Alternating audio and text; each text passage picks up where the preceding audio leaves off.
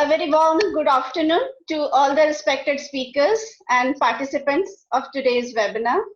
I, Kakuli Biswas, Associate Professor, Textile Design Department, UID.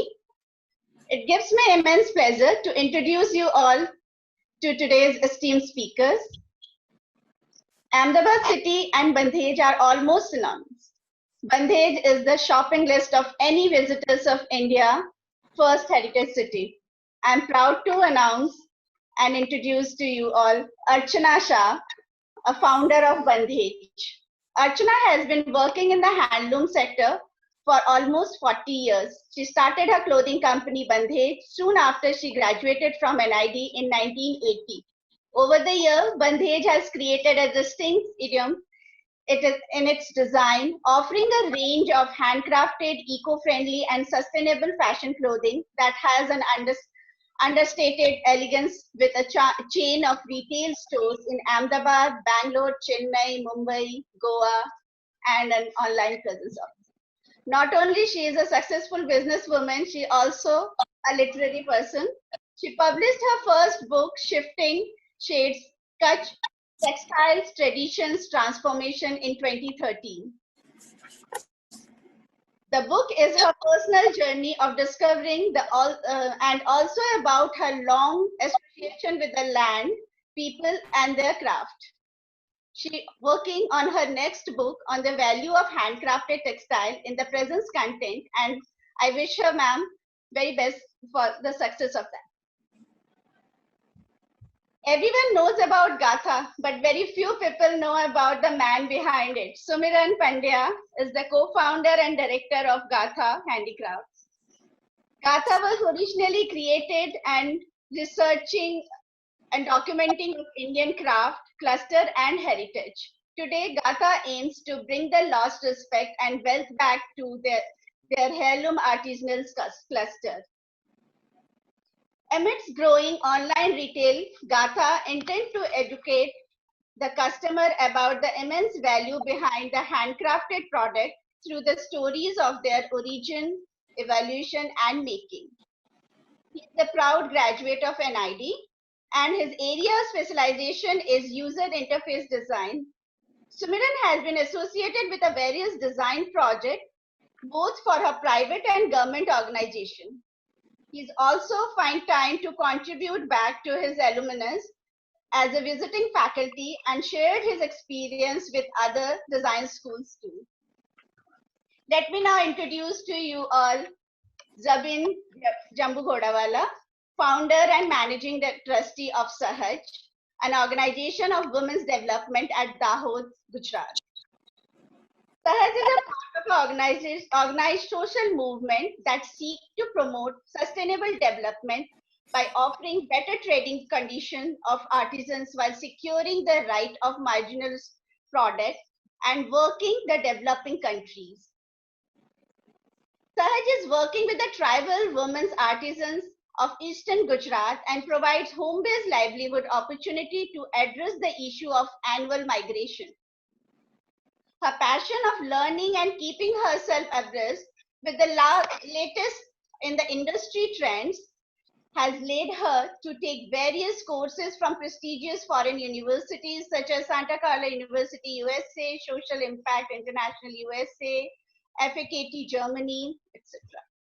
Born and brought up in a Vora family, Zabin attached with the craft and love for it was right from her childhood. You can say that craft is in her DNA.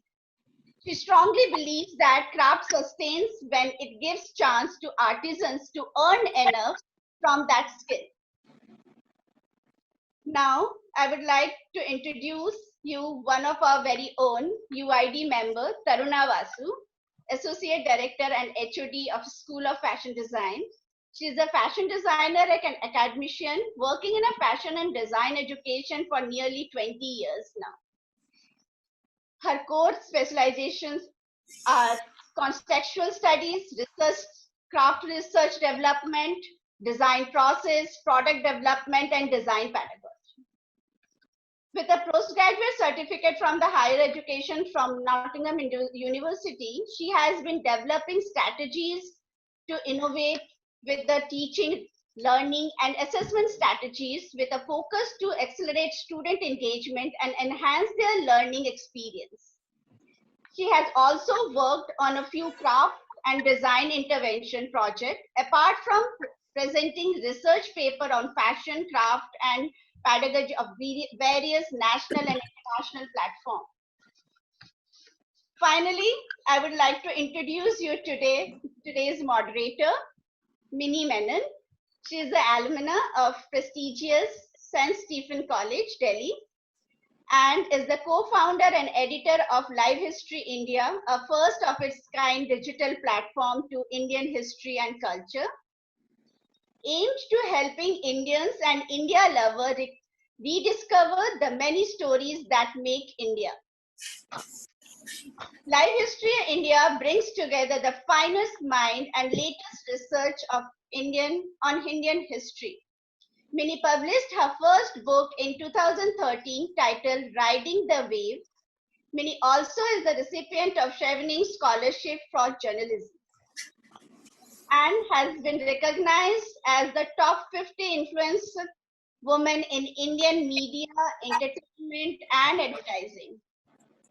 As a journalist, Minnie has worked in key leadership positions with some of the biggest news networks in India, including CNBC TV 18, Times Group, UTV, and Bloomberg TV.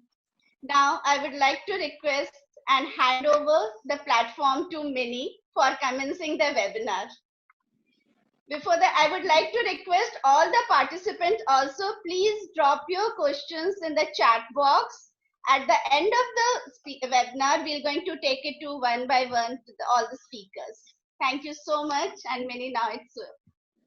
Thank you so much, Mrs. Biswas. It's wonderful to be here in this forum with some pioneers who've done some fabulous work in the field of Indian handicrafts. So really, it's wonderful to be here. But sadly, these are tough circumstances under which we are meeting, and I think every one of us has many questions. Just to give you a 30-second background, at Live History India, we've been looking a lot at Indian arts and handicrafts simply because we believe that this is the living legacy of our great history. For 2,000 years, India was born as the center of the world in terms of textiles, in terms of jewelry, in terms of handicrafts.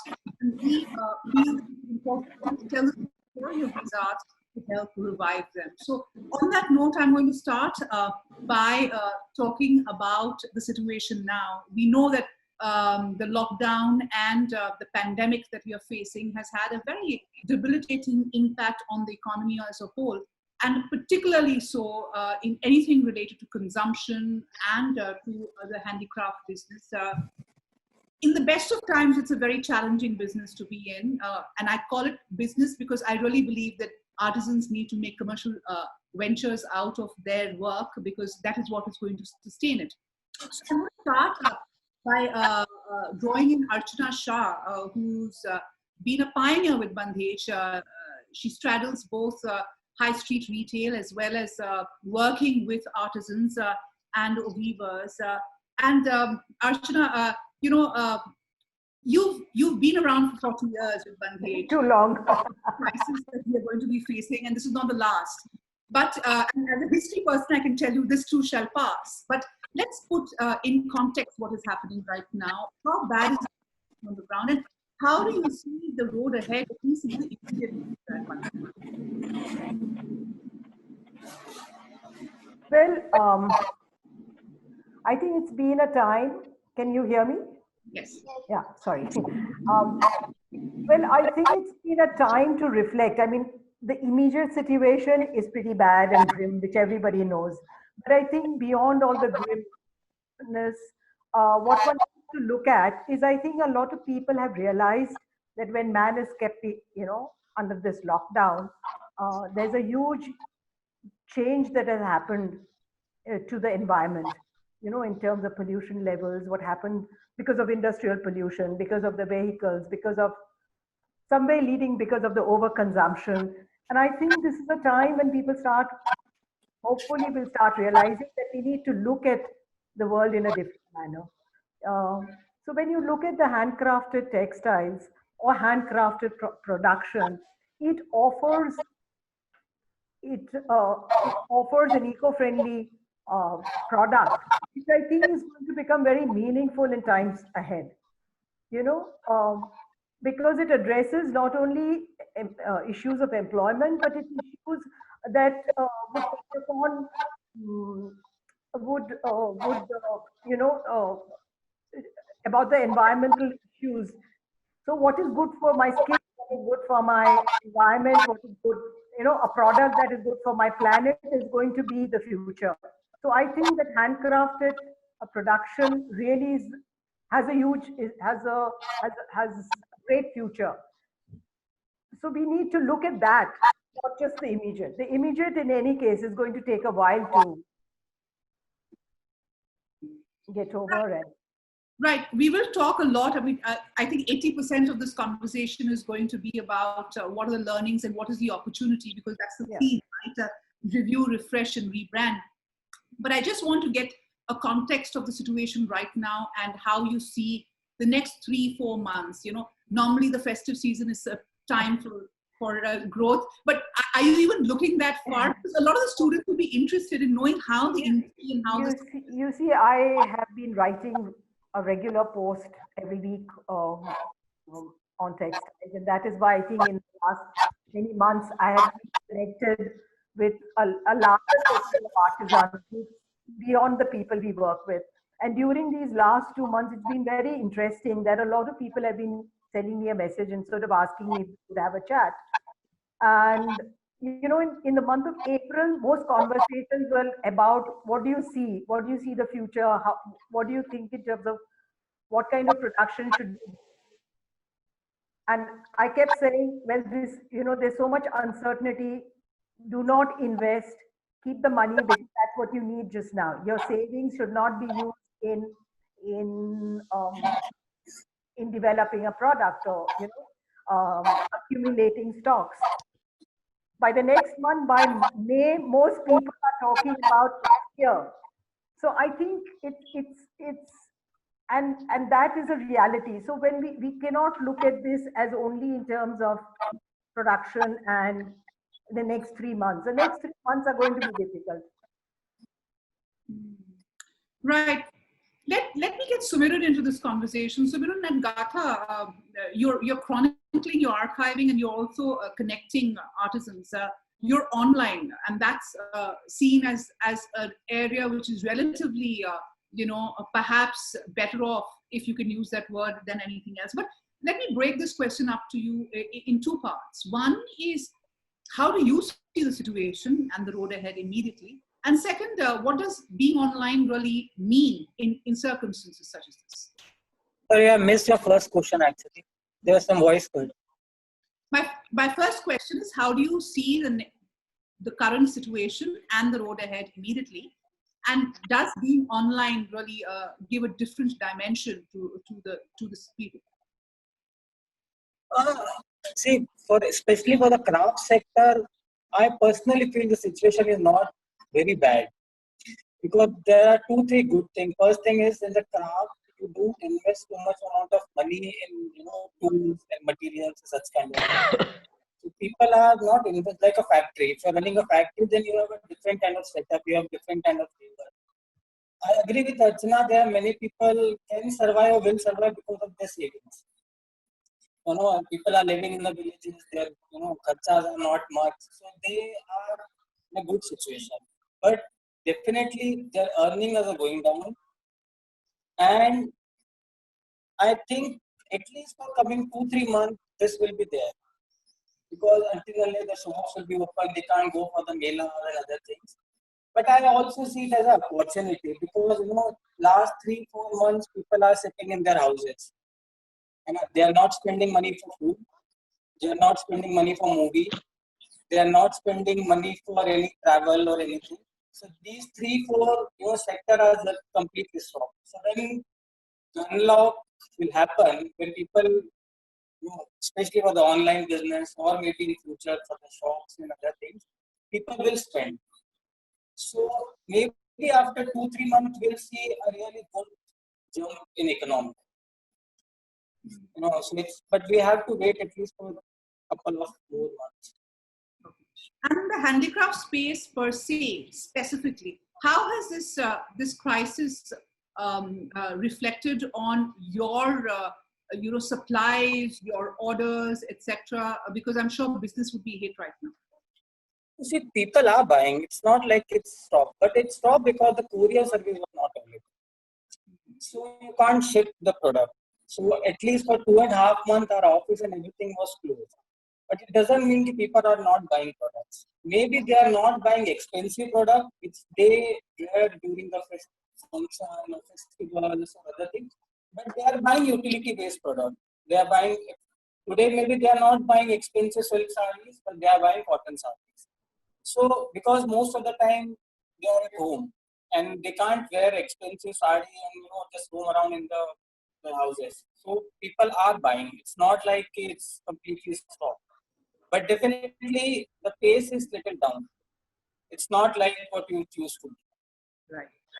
Javiti, if I can bring you into the conversation, what is the experience in Sahaj? You're working with a lot of tribals in and out of Gujarat.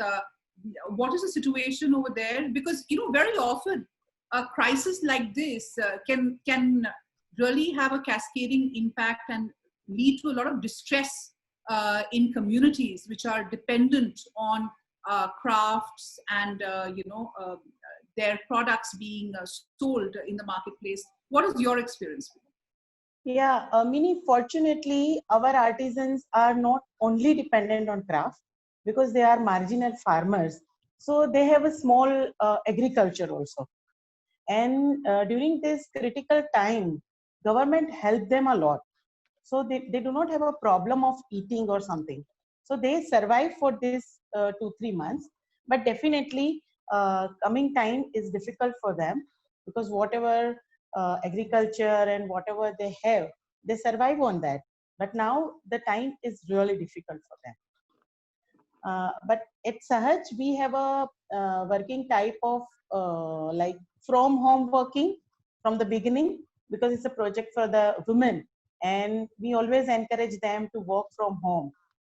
So the situation was best for them that during this time, this lockdown time also, they were able to work. And our, especially when I'm speaking about the Dahod district, our collector was very, very supportive and he immediately gave us permission after the first lockdown over and we started our work from there. Right. Let me get Taruna Vasu into this conversation and give a different perspective. I understand a lot of students are with us today for this session. There will be a lot of apprehension, Taruna, at this stage because many of these students will be venturing out, passing out of college, wanting to know where to actually go. Everything is bleeding right now, be it big retail, big design houses, or the artisanal sector. What are the kind of queries that you're getting and what is the advice that you're giving them right now? It's an unprecedented situation, and while the other sectors, the craft artisans, they are, far prepared to be able to adjust and adopt. The students did have initial difficulties because of the geography change, because they had to move from the hostels to their homes and there was disruption. Also, a lot of final year students were in their projects and the final project is almost always like a dream project and that got disrupted. So there were these issues. And right now they are concerned. However, it's very interesting that initially I thought there would be far more apprehension, far more, they would be more disturbed. However, I think over time, even these students being young and at that stage of point, they're, I think, adapting pretty fine. They are raising issues, but I don't hear that anxiety as much. They are listening and they are being patient. So it's interesting that even they are learning to, adapt to the circumstances. However, the biggest queries that they have, most of the graduates go into three options. They either take up a job, or they start their own venture, or they go abroad. And all of these three seem to be in a bit of a difficulty right now for them, especially much more than the artisans, because nobody's taking new people, hiring new, very few people would be. But I feel in design and in the way the industry is moving, there will be something new that will emerge. And the advice that I'm telling them is to, just kind of take this time to further upskill themselves and, get to know the world more. While they were studying, honestly, they are in the campus and they don't reach out to the world. So reach out, learn, see what's happening, because some mega trends are going to change. And if they have their eye on them, they will know what to do in the future in either of the aspect, be it studying abroad, starting their venture, or definitely startups will also come. So that's also going to happen. They just need to be patient and keep an eye. Right. The theme for this webinar is review, refresh, and rebrand. And I really believe history and lessons from the past give us a fabulous perspective on how to deal with the present and contextualize the present, and also review what needs to be done. So I'm going to get Archana into this. Archana, 40 years, you've done a fabulous job at Bandhej. It's a brand that has gained respect. It has gained market share, and it is something that is a great introduction to the traditions of India. Looking back at your journey, you were an NID student, you decided to move on and set up on your own. What worked for you, you think? And what would your advice be for students looking ahead? I think one can find one's calling. While I was at NID, I was first introduced to handcrafted textiles. And one of the initial projects as a student I'd done in Kutch. And this itself was a great learning. And I developed the absolute fascination for all things handcrafted. So after I graduated, I started working with artisans, collaborating, I would say, with artisans to create textiles for urban markets. Now, I think it is to do with a very, very deep interest. And as students, I think it is what this sector offers.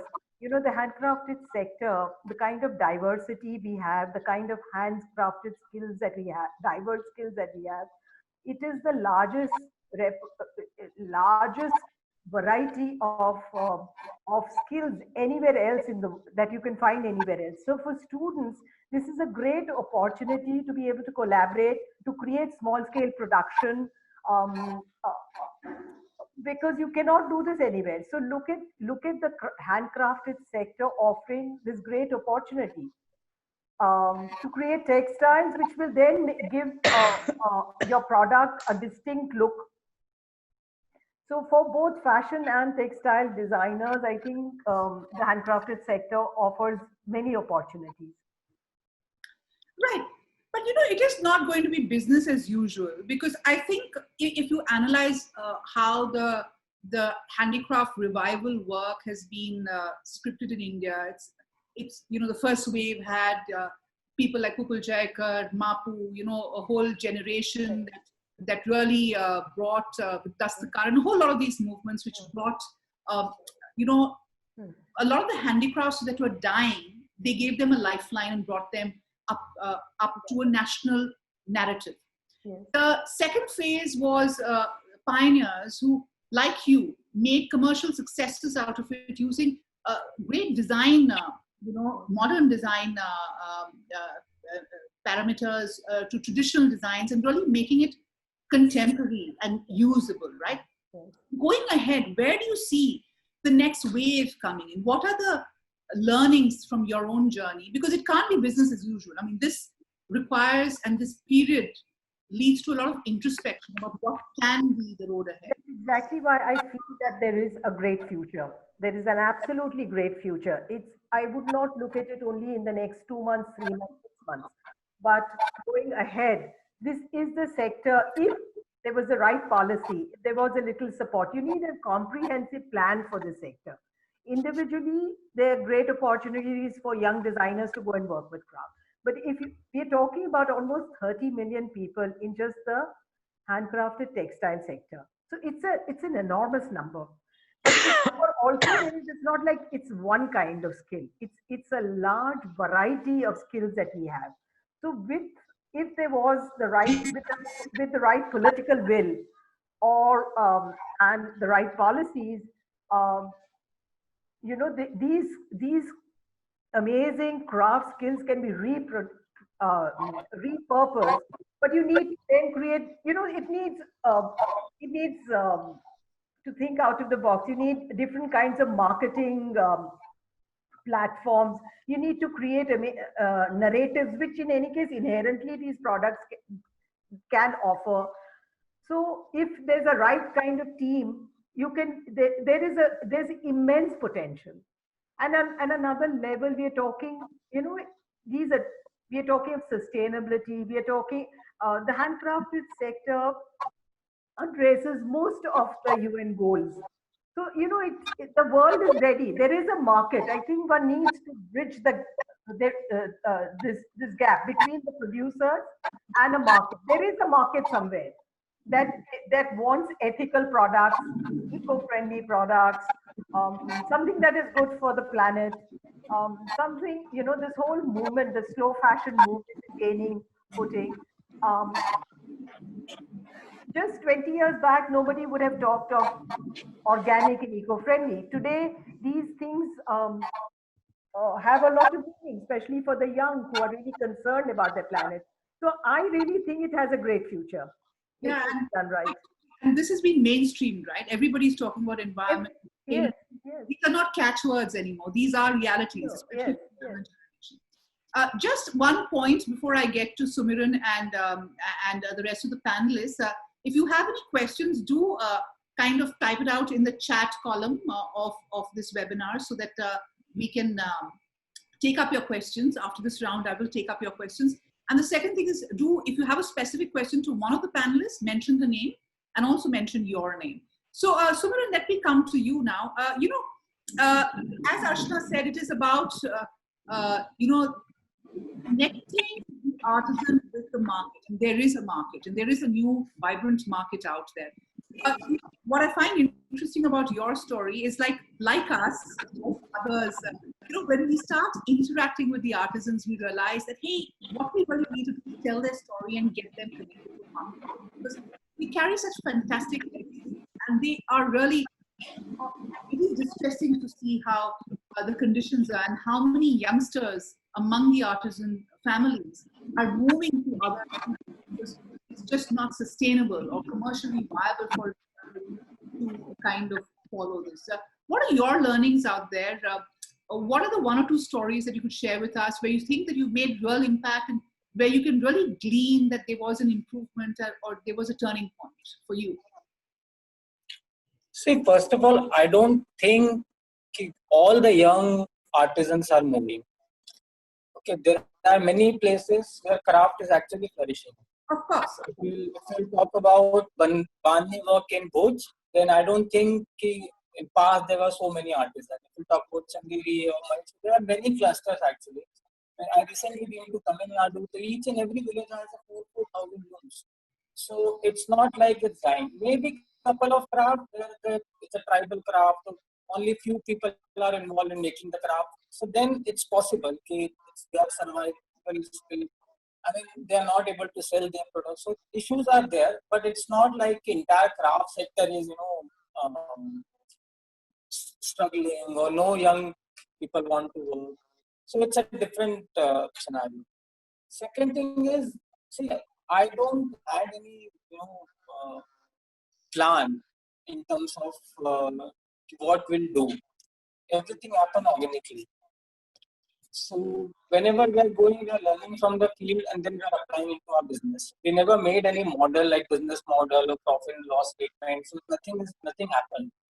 So, but what I just want to continue. Okay, there is opportunity definitely, but students should also understand when they're going to the field, they should also understand, craft.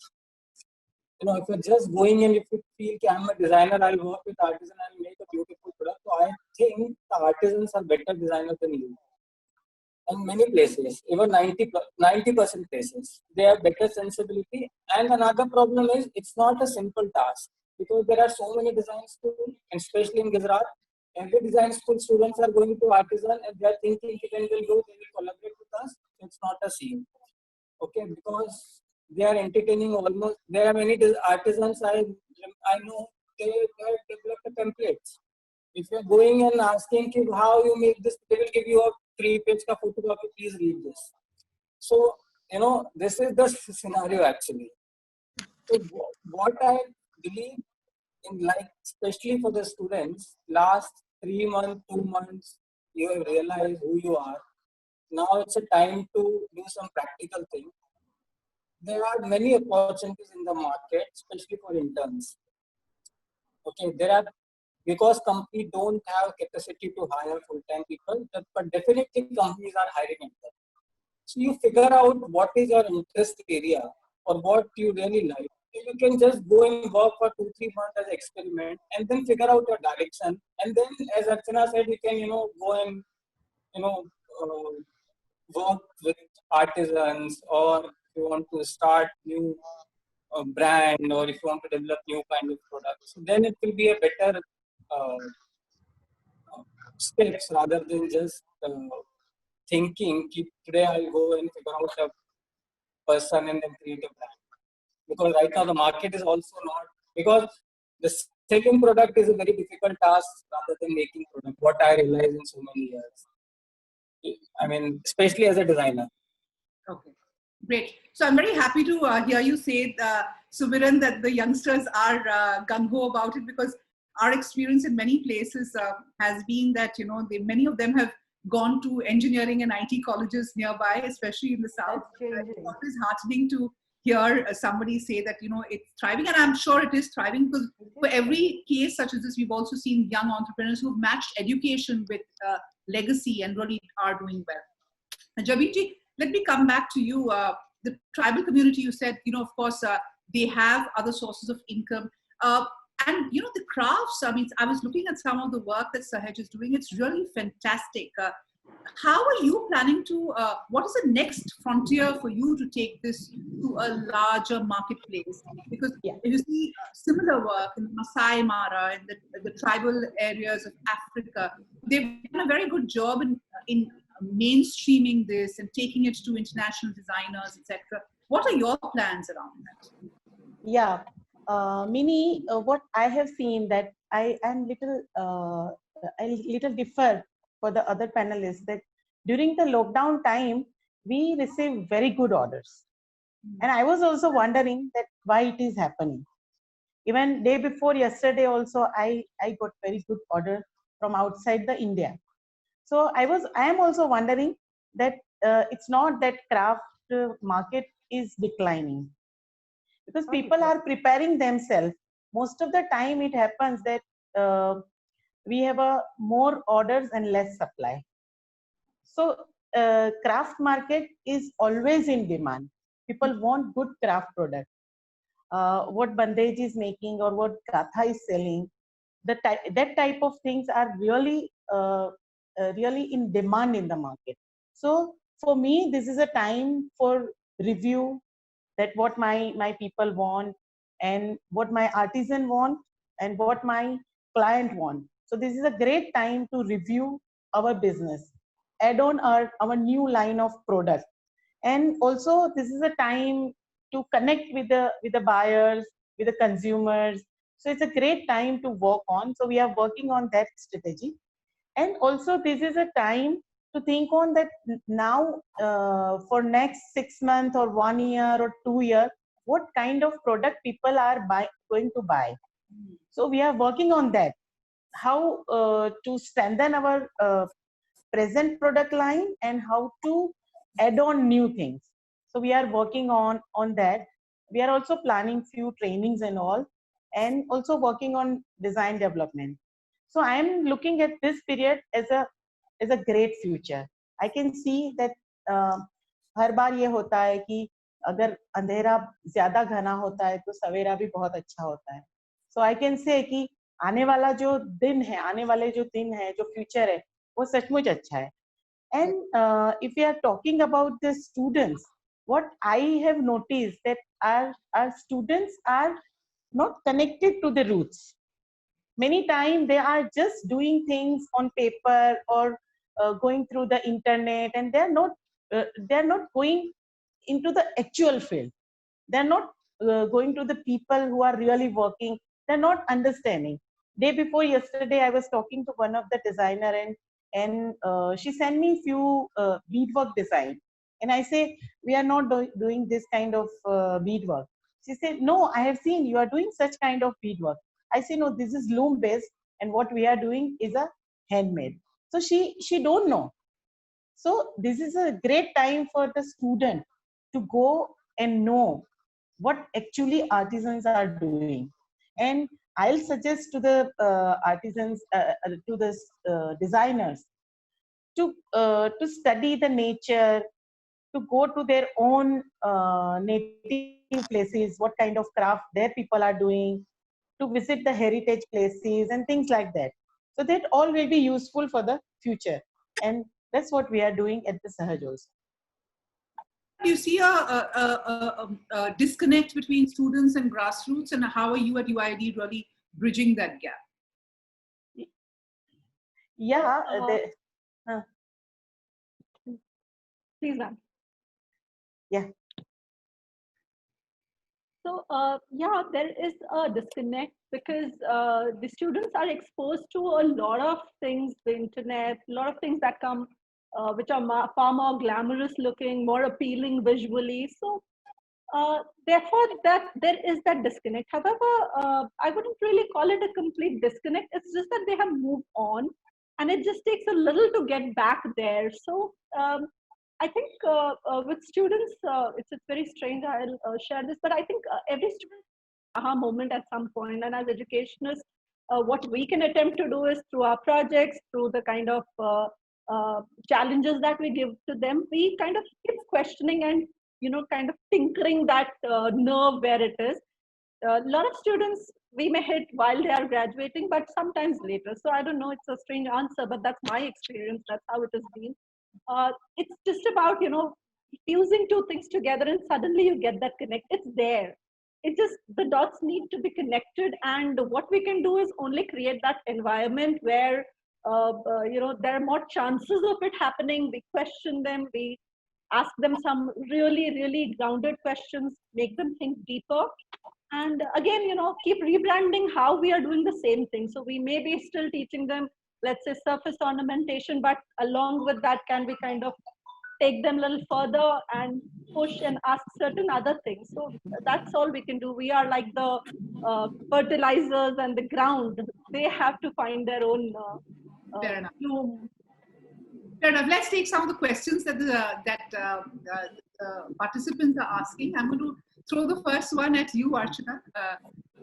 How difficult is the textile industry to mark your position in? Now, this is a question that is very relevant, and Bandej has done such a fantastic job. So I'm going to ask you, what does it take to make a mark in the industry like you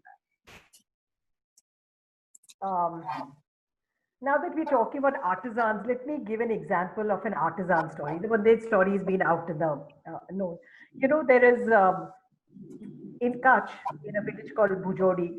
Last winter, I was there one morning, and I've known this family for a long, almost 30 years. So at Vishram Bhai's house, they have a shop, and it's become every tourist who goes to Kutch goes to Vishram Bhai, to Shamji's shop in Bujodi. So I was observing how people are reacting to the product, and I thought it was one of the most interesting branding exercises that I'd seen. So when Shamji realized that somebody was showing interest in a product, he would sort of say, "Oh, do you want to see how it is made?" And he would sort of walk them just outside his house under a shed.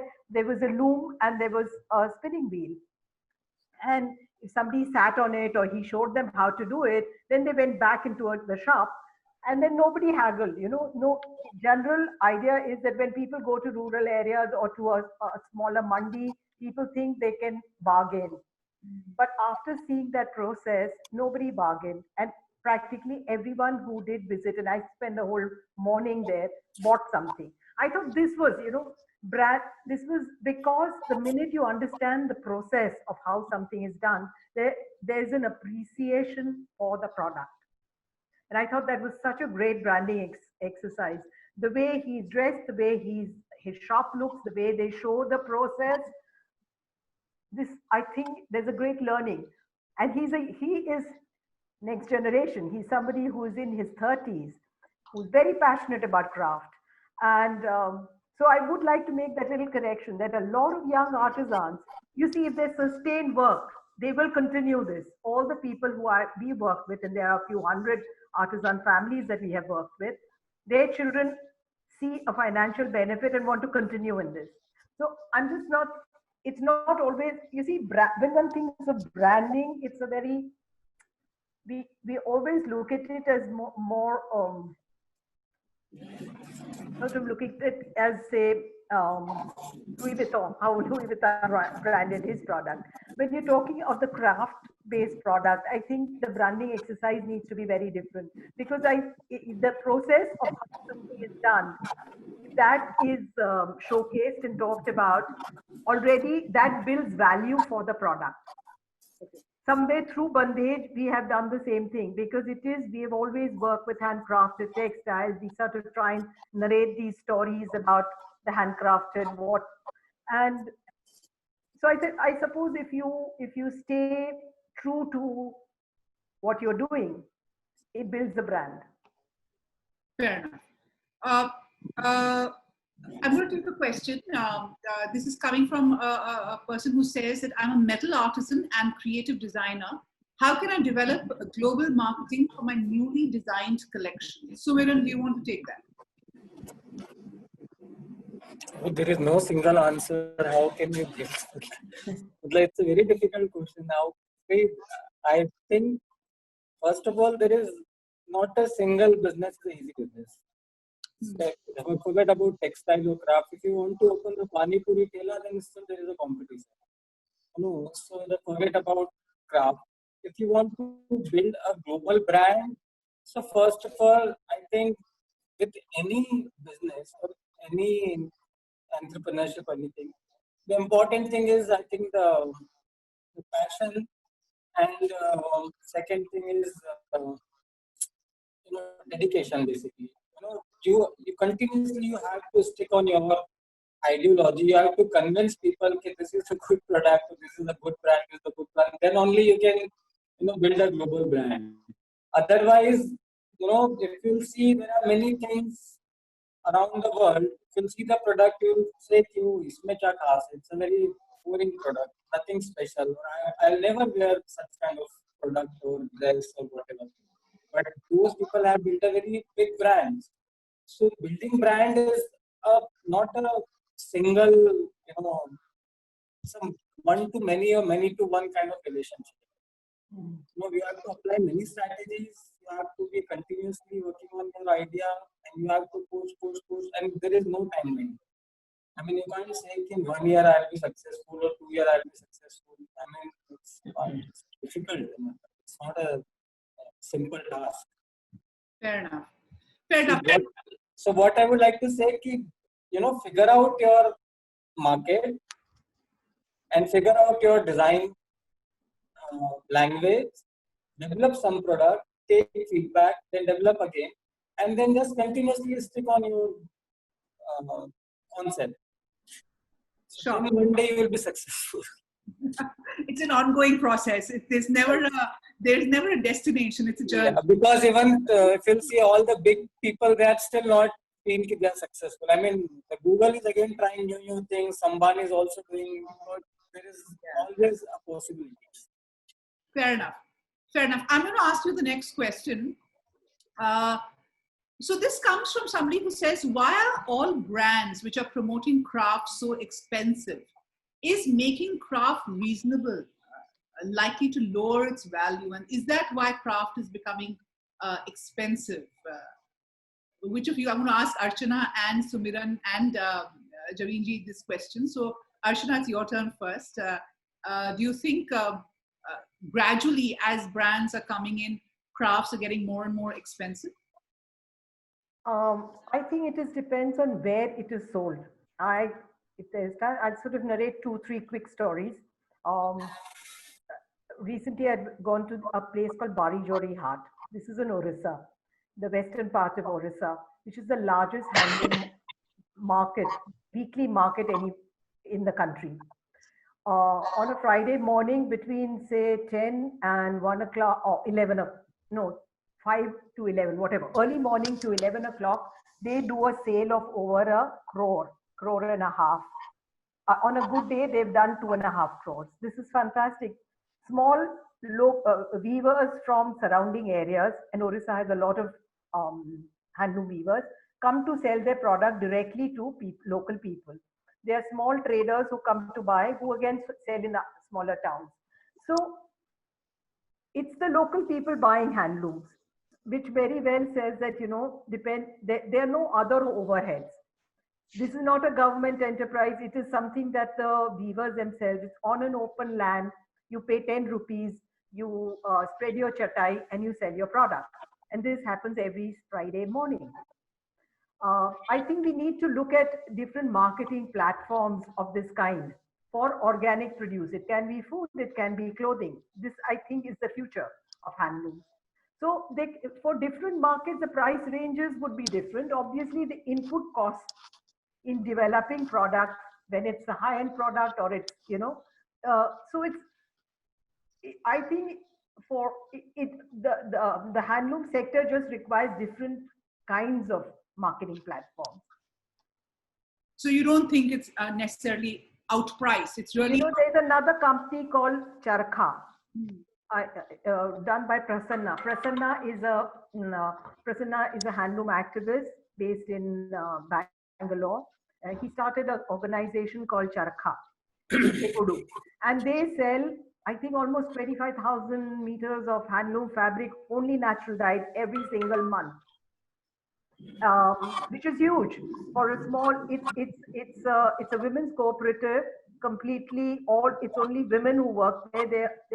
Most of the women working there were not traditional artisans, but are trained to weave, to dye, and they have a marketing network called Desi that sells this product to small towns around Hegudu and in Bangalore, and it's a very, very successful brand. It's all handloom. Now Prasanna himself is also a theater personality. So what they did is they did these kind of street plays, talk about the transformation that the women had gone through. And the people, the villagers around saw that this was a real story, that they actually saw transformation in the women in and around Hegudu. And today Desi has become a respectable brand that's been functioning for, I think, the last 20 years. right. So it's not expensive, you see. So this is a myth that all handloom is expensive. It is where you buy the product is expensive. So they can, from the Bari Jori Haat to the Desi shops to a high-end fashion designer boutique.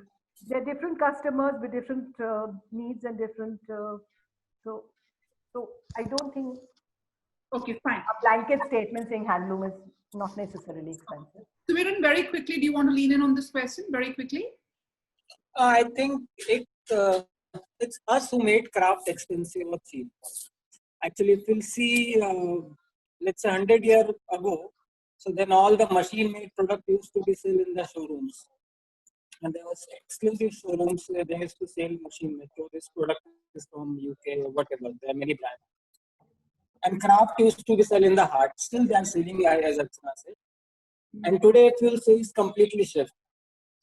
Most of the expensive product or exclusive products are handled, which is people are selling from showrooms. And if you go to Sunday market or any other market, you will see there are many machine-made products people are selling. But it's not a final conclusion. But what I believe, it's not at all. See, somebody is making sarees, which is a cotton saree, and selling for 700 rupees is not expensive. People who are buying, they should also understand how much if you just want to grow a half of kg palak in your house, you will realize how much effort you have to put. And whenever you are going and buying 10 rupees, then it's a very different story. So we should also understand the value behind the product. And the most important thing is the uniqueness of the product. Whatever product you are wearing is the one of a kind product that nobody is wearing. So you won't have such a problem if I'm going college and 3-4 people are wearing same dress. So that's why it's, but it's not expensive. Like I completely agree with Archana. It's a brand who are making product expensive. Because in Tamil Nadu, if you go, most of the handloom industries is surviving because of the many everyday, sarees are coming from handloom. So women are wearing cotton sarees for their everyday activities. So there are many people who are using that. Right. Jamiji, let me rephrase this question. One is to say, yes, it's about each market, but at a different level, people like you who are working with tribal artisans, etc., wouldn't you want somewhere the artisan to get more money and go into higher value products? Because at the end of the day, that's where the margins are good. That's what's going to make it sustainable and commercially successful. So as people helping artisans, rather than, because I remember going to Tamil Nadu, and one of the complaints, because in Kanchipuram, the cotton industry, which was so famous in Kanchipuram through history, has been destroyed. And one of the reasons given was the fact that the government had introduced these 100 rupee saris to be given out as election, presents of handouts. And that had killed the handloom industry because there was just no margin to be made. What do you make on a sari? The effort and the time taken is just unbelievable. So at a level, do you think it's important to upskill artisans, to upscale Yeah. the products that Yeah, definitely. We are working on that only. See, we are doing our annual exhibitions once in a year in Baroda to know our people, because I have started my journey from Baroda. So I have a special love for Baroda, and Baroda people supported us to grow our brand, and we are brand because of that. Though we are doing exhibition, participating in exhibition in many places. So most of the time this question were coming that ये चीजें बहुत महंगी है, अच्छी है पर महंगी है. So what we have started, that we have started taking artisan to the exhibition for the live demonstration, and there was the free opportunity for the people who wanted to learn it. So when women sit down and start doing bead work, they feel, oh, it is not so easy. It is very time taking. So after then what happened, that for we have a customer base of nearly 2,000 people in Baroda. So we used to send them invitation with a coupon that a person who will get this, because if they are our regular customer, they will get 10% discount. And you will not believe, nobody asked for the discount after that exercise. We are doing it regularly. Every year we take artisan and they do the live demonstration. So it is we who did not tell people that how much effort people are doing by making this. Sure. So definitely people are ready to pay more, but we are not presenting our case very well. That's how they are making it. Right. Archana, let me get you into this question. One of the questions, in fact, it harks back to the point that you were raising earlier. The question is slow fashion the ultimate solution for coping with COVID-19 situation and the losses that companies, big retail has actually suffered? Because there is a lot of conversation about, man's greed, and the fact that maybe this mad consumption that we have been seeing is what is causing so much of environmental damage, and it might be good to go in for slow fashion, for sustainable themes, for really giving back to the earth and appreciating handcrafted works. You alluded to this in your first answer, so I'm going to ask you, do you see this as perhaps a great opportunity? Absolutely a great opportunity. And also, I think it is a younger generation who are really, really concerned. You see, 10, 15, 20 years, 50 years back, how many people opted to buy organic food? How many shops did you see around in a city selling organic food? That has grown, you see, because people have started realizing what is good for their health. And it's also during this pandemic, when two months of the lockdown, you have seen how nature has rejuvenated itself. So it's not doomsday. It's possible if we take the right path, if we do the right thing. It's not really doomsday. It's not the sixth extinction that everyone's talking about, right? It is in our hands. It is the hands of the young people today to decide what future they want. And if they want a better future, you don't have a choice. You cannot allow the rich becoming greedier, which is what has happened in the last few years. You know, consumption, more consumption, endless consumption has led us to where we are today. So I think the choice is with the young today to decide what future they would like. And I really think they do. They would want a better future. And so you need to change the way we have worked so far and learn that less is better. Wastage is not the way ahead. Buy and throw is not the way to go ahead. And in all this scenario, the Handcrafted has wonderful narratives that respond to the issues that we are facing today. So I really think that Handcrafted has a huge. Taruna, how is this crisis period going to change the way you advise students or tell them about what are the opportunities ahead? Because this has led to a paradigm shift. For example, there's a lot of a backlash against big brands who have mass scale productions which are so unsustainable. The use of nylon and artificial fibers hurt the environment. There's a huge backlash, and you're increasingly hearing these conversations in the public media. And there is a mind shift happening. So how should students be preparing for the future? What is the new paradigm going to be about? I really think it's to do with an exposure and more conversations with students. It becomes a responsibility of people dealing with students to expose them to this reality. When students start looking at the landfill and seeing the kind of what is causing it, I'm sure they pause and think. So I think it's to do with just spreading this kind of awareness, and the young need to learn to take responsibility. Yeah. And the very fact that you saw, the whole movement today for the environment movement is led by a young girl, Greta. That itself shows that they're concerned about. In such a short time, look at the kind of following.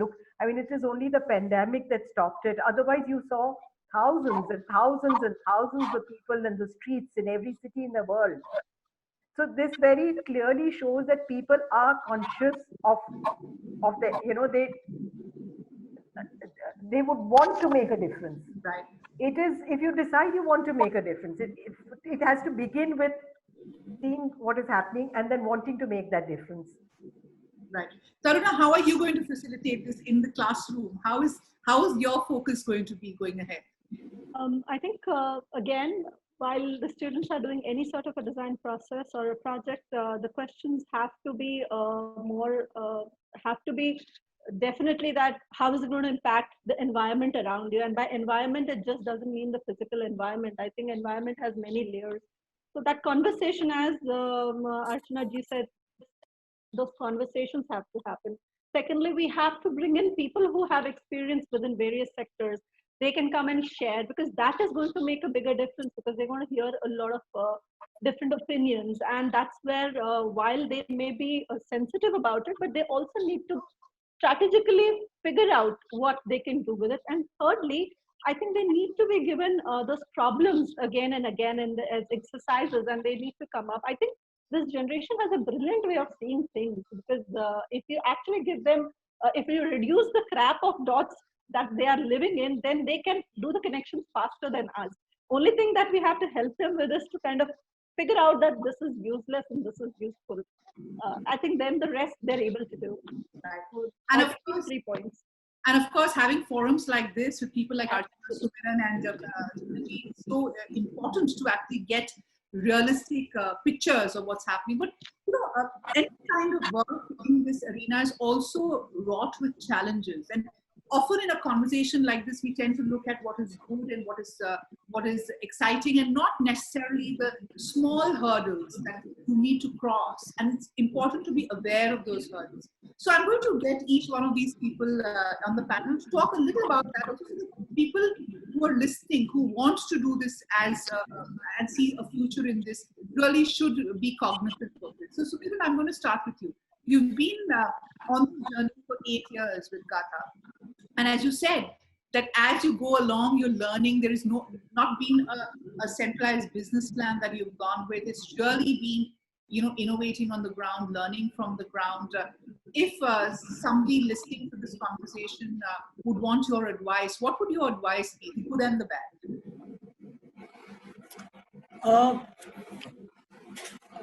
Advice in terms of How do they succeed? I mean, if they want to make a mark as entrepreneurs, as a startup in this very difficult situation.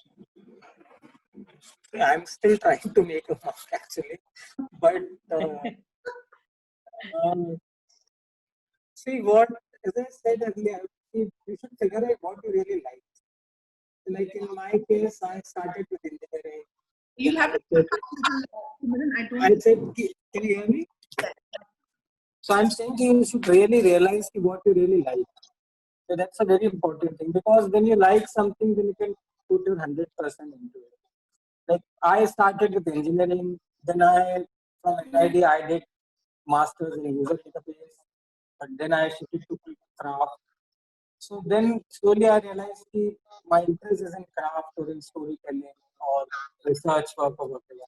So as a student, the most important thing is what I realize is you should figure out what you really like, because then only you should divert your career or your entrepreneurship skill or whatever.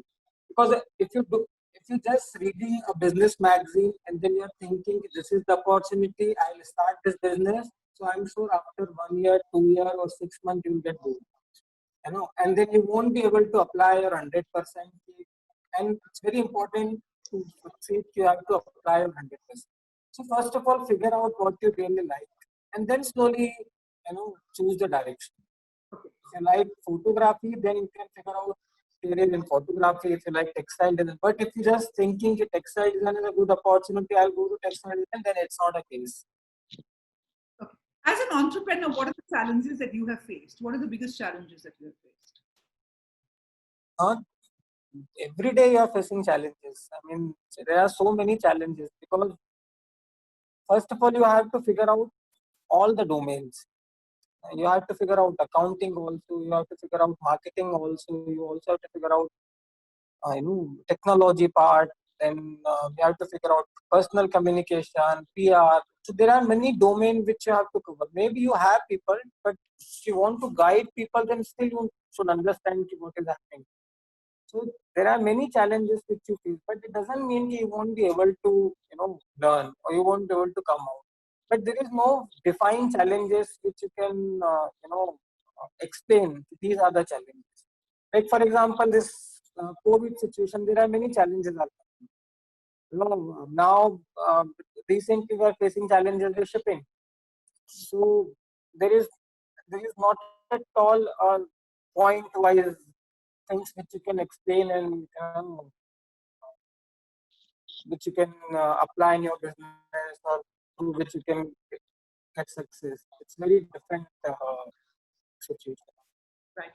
Javeen ji, I have a question for you. One of the challenges about working with artisans is because it's handcrafted and there is a challenge, is to get consistency, especially when you're doing larger scale. There's a lot of hand holding that is required, and very often that is an exercise that can curtail your growth. How have you dealt with it at Sahaj? No, this is a regular challenge with us, because the artisan who are having a small land holding and also doing the craft, so always there is a clash, because when there is an agriculture season, they want to do the agriculture, and agriculture and festival seasons are simultaneously going on. There is a harvesting season and there is a festival season. So we always have a challenge of getting our order done. So for that, what we do is because I'm working for 30 years, so I know the market now. So we are get ready beforehand. we know that what is going on in the market and what would be the demand from the market. So we prepare ourselves for that. So that is the biggest challenge, that when there is agriculture and there is a season and they both are coming together. So every year we are facing this challenge, and we prepare ourselves like that to be ready for that. Right. And how do you work when you work with these artisans? Do you have a very large design team? Take us through how Sahaj is doing this work with these artists. Yeah, we have our own design studio, and we have a team of designers, as well as we have a team of trainers with that, because our artisans are not like that, if I give them design and they can make, like because if you go to the Kutch and other places, the artisans are ready like that. That people, because designers work a lot in that area. So now designers, second generation, third generation, they're ready with it, that they can see design and they can work on it. But in my area, with a new design, we have to train people. So along with the designer, we have a team of trainers who go into the villages and train them for the new designs as per the new trend or fashion or what. Archana, what has Bandhej's learnings been? Because you've sustaining a movement like this for 40 years is a very huge task. So congratulations on that, firstly. Because as Sumiran says, and I can tell you as an entrepreneur, every day poses a new challenge, and as you get bigger and bigger, I'm sure the challenges are much bigger. How have you dealt with it, and what are the one or two learnings along the way that you had? I think one of the things I would say is, in our business, which is again also a fashion business, the market is constantly demanding for something new. So, but that is part of the profession. I mean, this is part of any designer. And if you're talking of a fashion-related product, so I look at it as a design challenge. Also, very early on in my career, I had decided that to make a difference in the sector, which I have very high respect for. If we start working with a cluster of artisans, we would continue working with them on a long-term basis. So the real challenge has been, how do you give new designs for the same technique season after season, year after year? And for a lot of the artisans today, we would have worked for more than 30 years. So, but I find that design, I've looked at it always as a collaboration, and artisans themselves have skills. They know the processes so well. So it's really an idea that I would present and discuss with. So you don't even need to work with it's a collaboration. They add in as much the entire design process. And that has built wonderful teams for us over the years. And also I've sort of been able to see a difference in the sense that I think one of the most heartening thing in my work has been that the younger generation, out of choice, wants to continue this work because they see, they realize the comforts of being able to work in their house, being independent, and definitely a financial benefit out of it. So I think if working in this sector is different in the sense that you're working with people who already have very strong skills and a design and a process of production that has evolved over a long period of time. So in many ways perfected. So you're talking about how do you repurpose these skills so that they become relevant. You see, a few years back, they had their local markets, so they knew their markets. Here, a designer only becomes a catalyst of how do you repurpose these skills so that it has a more contemporary interpretation, so that it reaches out to markets in urban centers. Right. And that's the only way to sustain it, because adaptability and innovation are key. Yeah. That's what made Indian crafts survive for so long. You only have to go down the keys of and they have always, even before the designer went in, if you're looking at it, craft has always evolved with generation after generation. About craft, which is the pace might have been different, but it has. And I would want to just add one little point here to any young person. You see, the urban students, mostly design students, are need to actually uh, actually go and interact with artisans and work with them to be able to realize, um, to be able to start appreciating what they have to offer and look at it. Anybody working in the craft sector should look at it more like a collaboration. Work with what and a skill can offer to you instead of transforming it. It will not really work. Right. Many of our questions are very pointedly towards the COVID situation and navigating this. So, Sumiran, I'm going to ask you this question that Anahita has asked, and I will ask because both Archana and Javeen ji also. How important are branding and marketing of crafts in the current situation? And how is it affected? Because in the online world, marketing means spending more money also, digital marketing, because you don't have a physical space, and there is a lot of strategy that. So, what do you think? How are you doing it at Gatha? Are you outreach in this period of crisis? How important is branding and spending? Your voice is cutting actually. Many How important is branding? Can you hear me now? yes, your voice is actually echoing. Okay.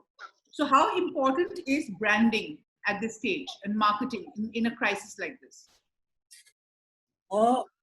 See, branding and marketing is always important. It's not about this crisis. Whenever you want to sell, you have to market your product. So it's not about in this COVID situation. Maybe if you're marketing a mask or COVID related product, then you need a different strategy. But reaching out people is the most important. And in any time, any scenario, you have to do a marketing. And if you'll compare with physical space and digital space, both the spaces has a different plus or negative points. In physical space, your customers are coming. In digital space, the online visitors are coming. You are putting up hoarding over here, then you're putting up digital ads on digital platform. So both the places has its own marketing strategy. That's why after regular marketing, there is new term in the market called digital marketing.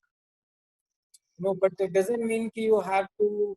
I mean, because both the platforms are different and mediums are different. So definitely, but I personally feel that branding doesn't mean a logo. No, because most of the people believe that हमने अपने product की branding करते हैं. Because I feel the branding is all about good products. If your product is good and your logo is such a worse logo, then still you will do a good business. But if you think I'll make a nice name and beautiful logo, but my products will be okay, then it won't work in the market. Maybe people will buy once, twice. So because I have seen many. See, if you go into the the street of Ahmedabad, there are many thelas are selling products. I don't think I even remember many thelas name ki, but because of the quality of food, you're again going to the same person. Maybe it's samosa wala or chai wala. So it's all about quality. So the branding is not about creating a graphical representation, but it's about creating a presence in the marketing through your quality or innovation or whatever. So so that people will remember you. And I think because of especially because of so much of visual noise, I think the value of logo is actually gone.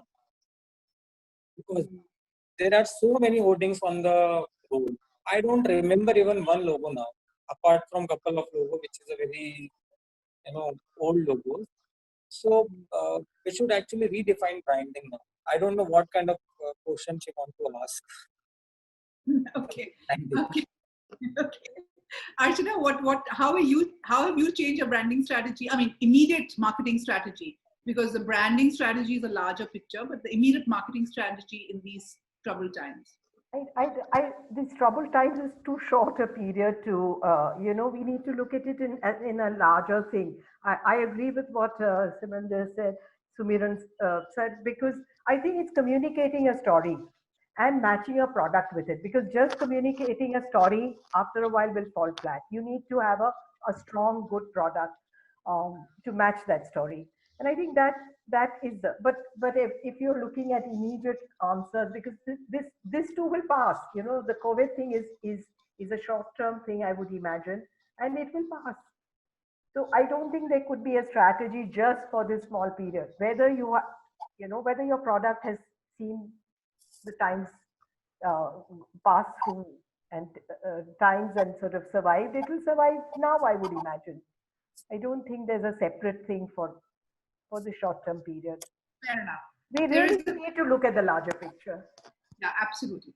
There's a question for Javeen ji.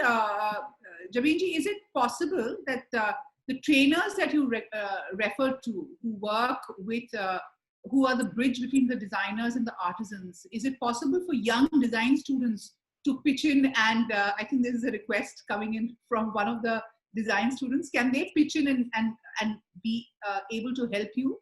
Because this will also give them great on-ground and handicraft experience. What is your view? Sevin, please unmute yourself.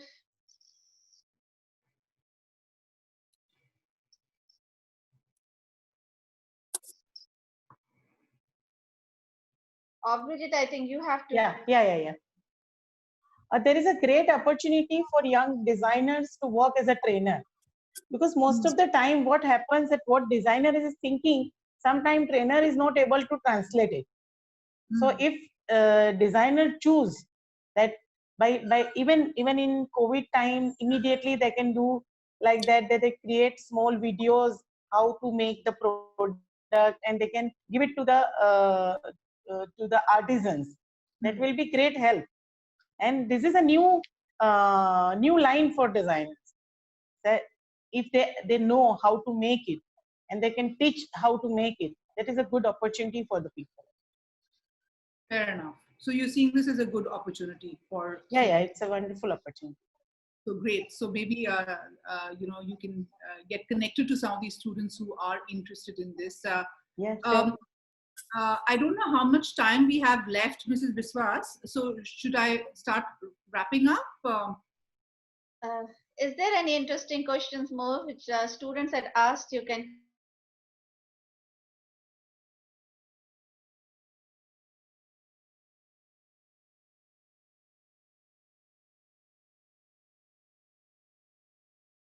Style for fashion and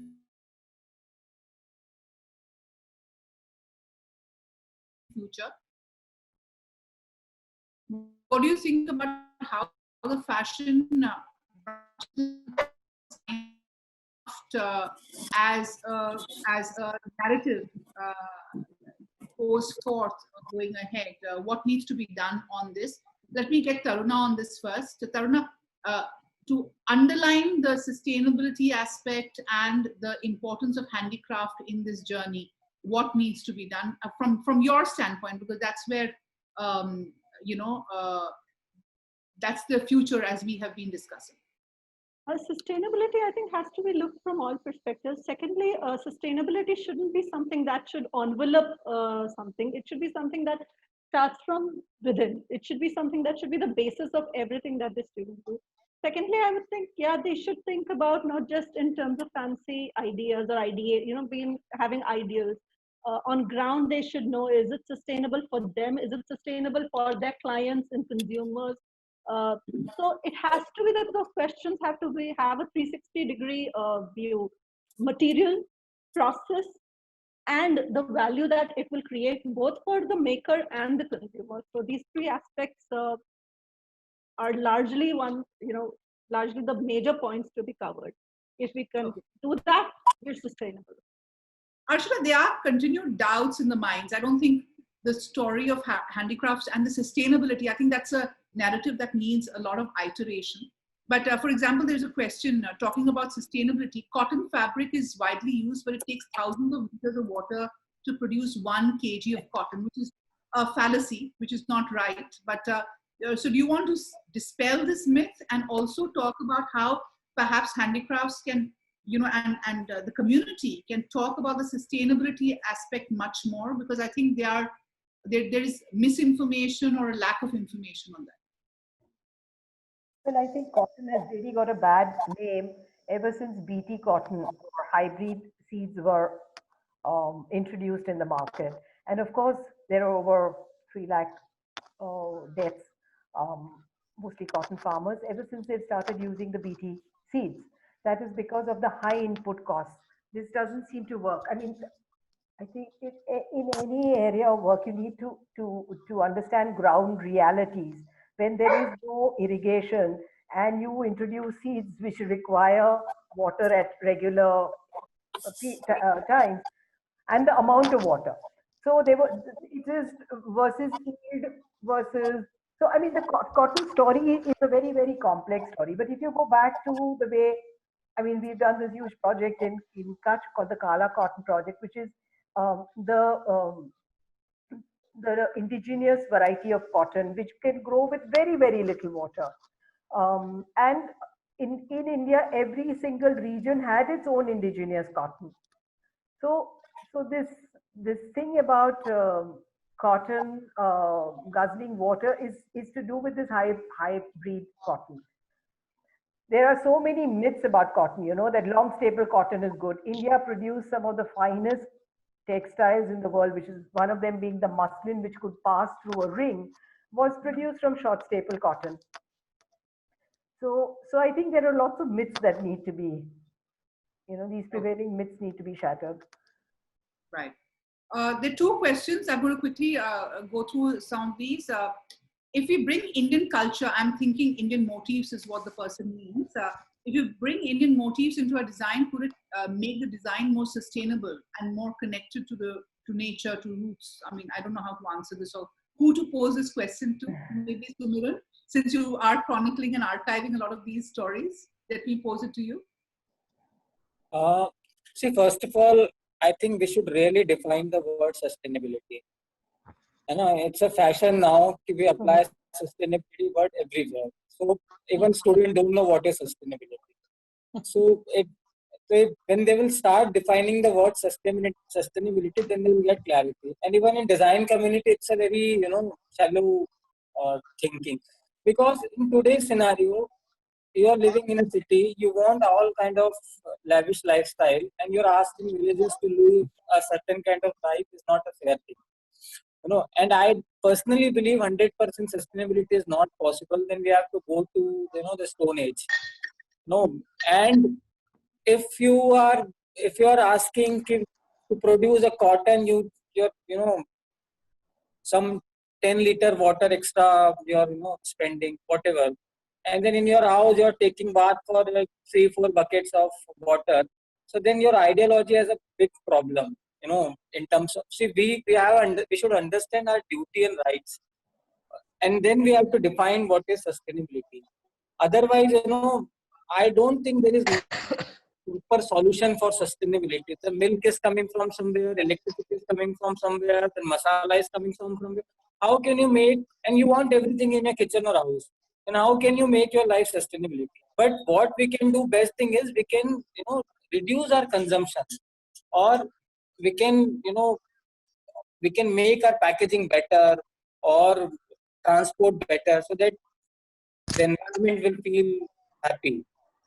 And regarding this motives and other thing, so I don't think there is a one specific Indian motive. Indian motives are always changing. Sure. During the maybe Bhagwan Ram, it was a different motive. When Krishna came, there was a different motive. When different Rajas came, then different. And Mughals came, they also adopted some couple of things. So with the time, the motives are also changing with the technology, with the aesthetics, or with the materials, or environment also. So there is no single things actually. Great. So I'm going to wrap it up by asking everybody review, refresh, and rebrand. So the question that we had posed was review, refresh, and rebrand.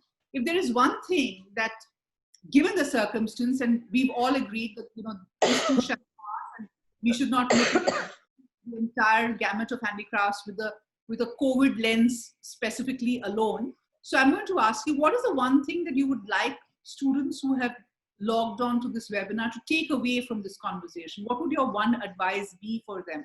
Because, you know, as youngsters, many of them are going to get into the workspace with a lot of uncertainty, with a lot of questions, with a lot of ideas of what can they do in the future. So what would your one advice be to them? Archana, let me start off with you.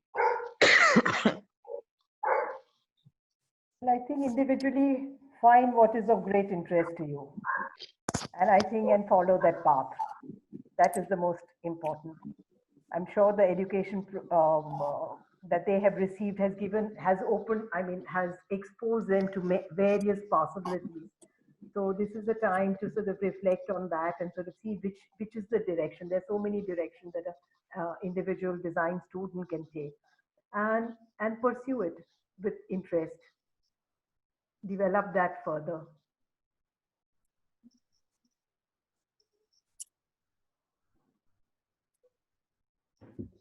Mini, I think you are unmute. Please unmute yourself. You are unmute. Mini, you are muted.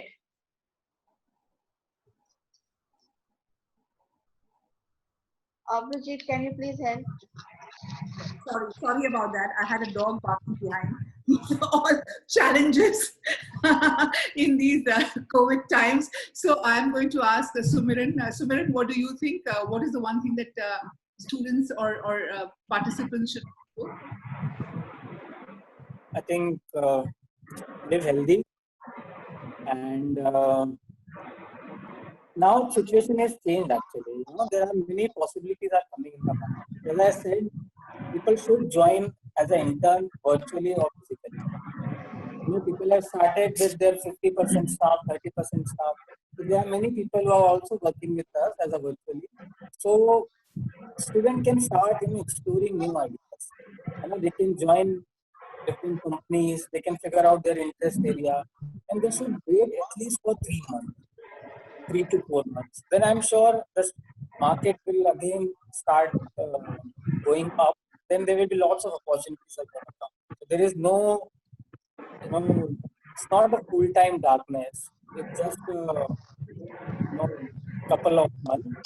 And by that time, we can figure out our own, we can develop our new skills actually. If you think you're not good in certain thing, you can develop your skill, you can work part-time or you can, but don't travel and don't do such kind of thing which is not good. Yeah. Gaveenji? Yeah, I'll tell student that keep your trust in Almighty God, whomsoever you believe, faith in yourself, because this is a very short time. It's not that years and years it is going on, and put your 100% in whatever you are doing. And as Archana ji said, that choose whatever your interest area is and build your business on that. Because if you look at the profits and all, you are not going to sustain on longer time. So put your effort on what you like. So go ahead with that kind of, and what skill you have. Right. And sorry, Mini, let me tell you another thing. There are many companies actually, because they are struggling with money or salaries. So maybe the full-time salaries are gone, but they are hiring interns. So recently I was reading some American company in India, they hired 9,000 interns because they realized interns are, as compared to you have to pay them less, and that's a better option. So maybe this is a good opportunity for students, and they can immediately figure out something and then just go and work for 2-3 months without wasting time. Right. Taruna? So I was just meaning to say something similar on the lines of what has been said. Most important, of course, is finding your purpose, which the other panelists have said, and be persistent. So both of these things have been said. I'll just add a little bit more to that. It's that all of you have to constantly learn. If you're constantly adapting and learning, once you know your purpose, then I think really nothing to worry about. Times and tides will come and go. Right. And I think that's where we will wrap it up, because I think that's a positive note to end on. And I must tell you, as a business journalist, I've always believed and I've always seen that it is adversity that brings out the best in companies. It's the best time to start up. It's the best time to venture out, because really, you know, everything is cheaper to even as a startup. So you really can do a lot. And second, I think the new normal is just passion for what you do. And I think the only secret to success is being so passionate about it that irrespective of hurdles, you actually continue on the path because you just love it so much, and you are willing to learn, relearn, innovate, and constantly want to be ahead because you just think that there is a purpose behind what you're doing. And I think Archana, Sumiran, Jabin ji all reflect that purpose, and that is what's made them successful. So on that note, thank you all for this wonderful session. It was a great learning for me too. And over to you, Mrs. Biswas. Thank you. Thank you so much, Minnie, for moderating the entire webinar. Yeah. So it was a great enlightening for all of us. I hope our students are also agree with that.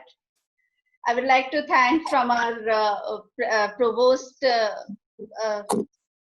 Dr. Shishu, and our president and director, Mr. Ritesh Hada side, to thank and to give us this opportunity to organize this webinar. Thank you so much, Archana, Zervin Ben, Sumiran, Tarna, and many of you too. Thank you for all the enlightening work, whatever you said. It was really, our students were really getting fed up of what we're going to do. And this is a great thoughts that we have shared. Yeah, thank you so much. Thank you. Thank you. Thank you. Hope to see you again on this kind of platform. Thank you. Thank you. Thank you.